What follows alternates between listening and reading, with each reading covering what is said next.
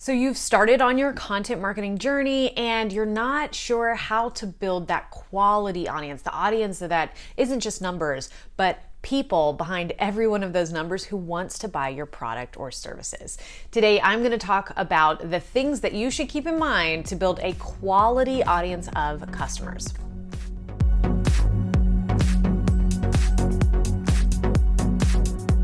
Hey guys, I'm Gwendolyn. I'm the content creator's best friend. I'm here to simplify content for you so that you can get back to what's most important in your business and brand.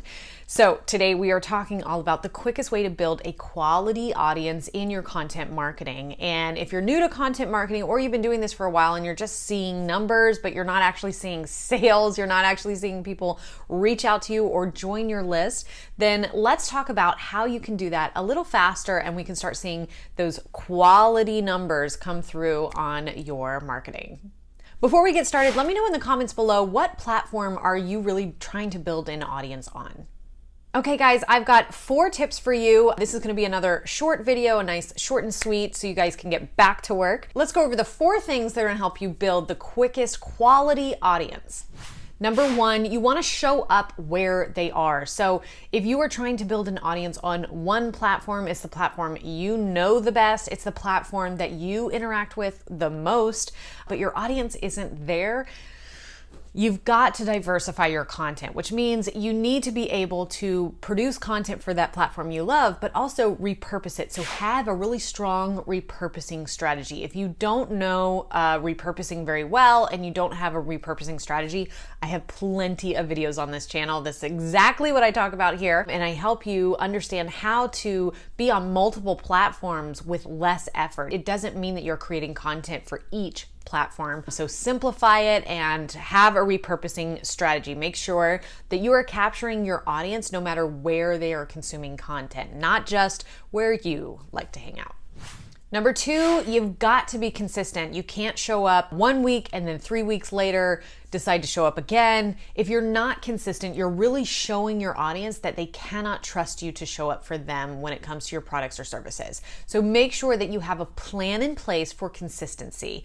And I've talked about this a lot. Batching is really the only way that you can guarantee consistency. If you are creating multiple pieces of content at once and drip releasing them from there. If you want more information about batching, that's another thing that I talk about a lot on this channel. So please go check out the other resources I have on my YouTube channel. And of course, join my Facebook group because we talk about it a lot in there, and we will have batching challenges throughout the year that you can join. Batching is really important. Regardless of how you do it, you just have to have a consistency plan. You've got to show up consistently. And whether that's in your stories where it's a lot more casual and you can just have that touch point with them when it comes to Instagram, or you're coming and showing up at least once a week on YouTube, or in your Facebook groups, you're giving them prompts and you're really showing them that you're engaged and you're here for them when they're ready to interact with you. Number 3, use their words. And what do I mean by that is, if you are an expert in your field, and I'm sure that you are, and you have the most amazing solution for the problem of your target audience, but you're using jargon that they don't use, they're not going to find you. So we want to make sure that the person who really needs you, who wants to buy from you and who could really benefit from your product or service is finding you. And they're not going to find you if you're not using their words. So make sure you're using words that they use. So you can do this very easily with a simple Google search.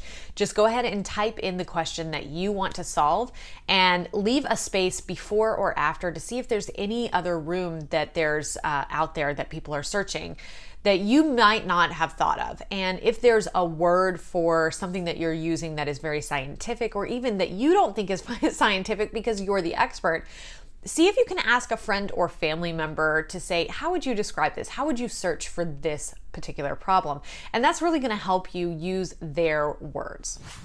Lastly, number 4, speak to their problem, not your solution. So I'm sure that you have the most amazing solution and strategy and 5-point system and whatever it is, and I'm sure that you can help people. But if you're speaking more to the how to do something, then you're not really giving them a chance to decide if they need your help.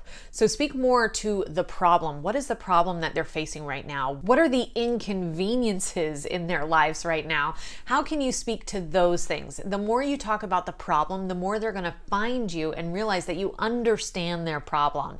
And then you can tell them that you have a solution for them. And hopefully that solution is something that is either paid or something that is free that they can get in addition to that free content, but they have to give you their email address. So remember, speak more to the problem. Make sure that you're being very transparent with struggles that you went through or possibly a client has gone through.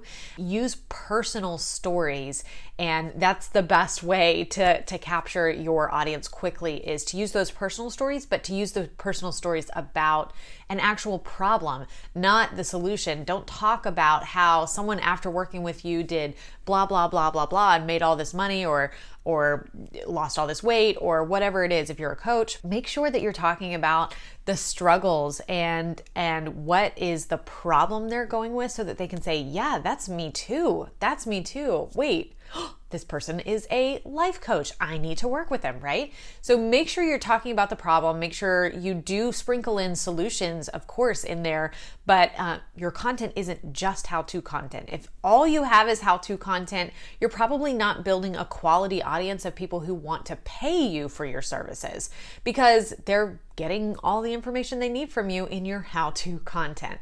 So make sure that you are thinking that through when you are planning out your content marketing. Okay guys, this was another quick fix little video from Simplified Content. I'm so glad that you joined me today. And of course, I will see you guys next week. So have a wonderful week and keep creating.